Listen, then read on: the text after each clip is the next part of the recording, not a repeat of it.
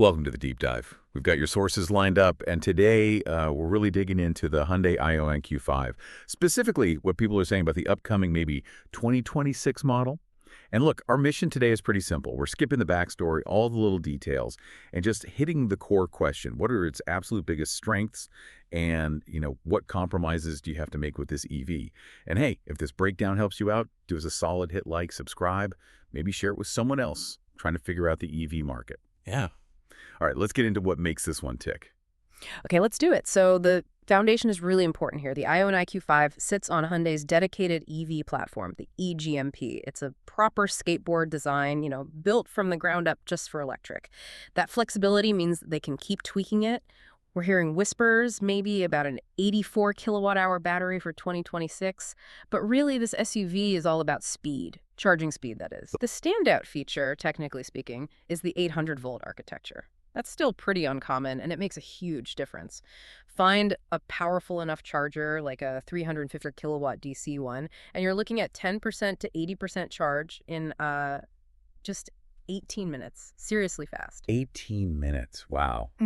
That's the headline right there, isn't it? It really is. Time is valuable, right? And that 800-volt system basically buys you time. So if they're saving you that much time charging, where did they focus inside the car? Seems like maybe they designed the interior around that quick stop. Yeah. You mentioned the EGMP platform that allows for a really long wheelbase, right? Like 3,000 millimeters? Exactly. It's huge for its class, and that translates directly into, massive amounts of rear legroom. Honestly, it feels bigger back there than some much larger SUVs. Okay. Yeah, and they lean into that mobile space idea with other features, too, like V2L, vehicle to load. Right, I've heard about that. So you can actually plug stuff into the car.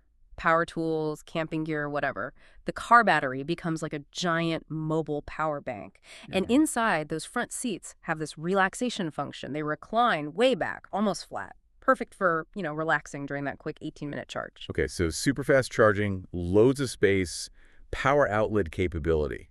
Those are some serious plus points. Yeah. But every car has its downsides. Yeah. Let's switch gears. What are the trade-offs? Because that sort of retro-futuristic look, it must come at a cost somewhere, practically speaking. What's the biggest complaint you hear? It's actually kind of funny. The biggest one is really low tech. It's the lack of a rear window wiper. No rear wiper. Seriously. Seriously, it sounds small, but owners talk about it constantly. In heavy rain, or especially snow, rear visibility just tanks. Seems like it got sacrificed for that clean, sharp aesthetic on the back. That feels like a pretty major thing to give up for looks. Mm-hmm. What else? Storage is sometimes an issue with EVs, right? It definitely is here. That the front, it's tiny, like really tiny, especially you get the all-wheel drive version because there's more hardware up front. So barely enough for the charging cables. Pretty much, yeah. And another point, while the DC fast charging is amazing, the onboard AC charger for like your home level 2 charging, it's a bit slower than some competitors at 10.9 kilowatts. Wait, hold on. If the whole point is fast charging, why skimp on the home charging speed? Isn't that where most people charge most of the time? That's a really fair question. It looks like they prioritized the big public charging win over maybe optimizing for home charging convenience, focusing on the headline feature, perhaps. Interesting choice. And there are other comfort trade-offs, too, depending on the spec. If you go for the big, flashy 20-inch wheels, they look cool, sure, but the ride gets noticeably harsher, less comfortable, especially on rough roads. Okay, good to know. And you flagged something about paint. Ah, yes. The matte paint options. They look fantastic, very distinctive. But, and this is a big but, they require special care. You can't just run them through a normal car wash. You need specific, often expensive cleaning products and methods. It's a real maintenance commitment, not just a color choice. Wow, okay. That's definitely something you need to factor into the cost and hassle over time. And finally, the thing that affects pretty much all EVs, cold weather. The range will drop noticeably when the temperature plummets. That's just physics for now. Right, the cold weather penalty. So summing it up, the IONIQ 5 seems to be this blend of really forward-thinking techs like the 800-volt charging and V2L. But it asks you, the buyer, to accept some pretty specific compromises. Things driven by design, like the tiny frunk and that missing rear wiper, and maybe the paint care. Exactly. It's built around the idea that saving significant time at the charger might be worth more to you.